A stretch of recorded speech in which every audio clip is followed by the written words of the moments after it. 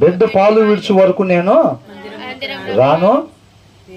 వాడు యెహోవా సన్నిధిని అగుపడి తిరిగి రాక అక్కడనే ఉండినట్లుగా నేను వాడిని తీసుకుని వస్తున్నాను తన పెనిమిడితో చెప్పి వెళ్ళక ఉండేను. అసలు ఎంత బలమైన తీర్మానం తీసుకుందో చూడండి హన్న.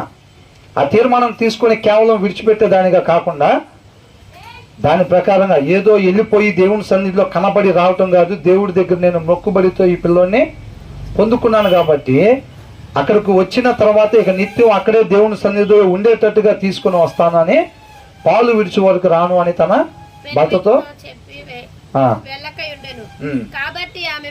ఒకవేళ ఇప్పుడు బయట లోకంలో ఉండే భర్తలు అనుకోండి, నేను అట్లా మొక్కుకున్నాను, దేవుడు పిల్లోని ఇచ్చాడు కాబట్టి పిల్లోని తీసుకెళ్ళి అక్కడ వదిలిపెట్టాల్సింది ఇక జీవితకాలం అంటే ఎంతమంది భర్తలు సపోర్ట్ చేస్తారు? చాలు ఇప్పుడు దాకా చేసిన భక్తి ఏంటంట, ఇప్పుడు దాకా చేసిన భక్తి చాలు,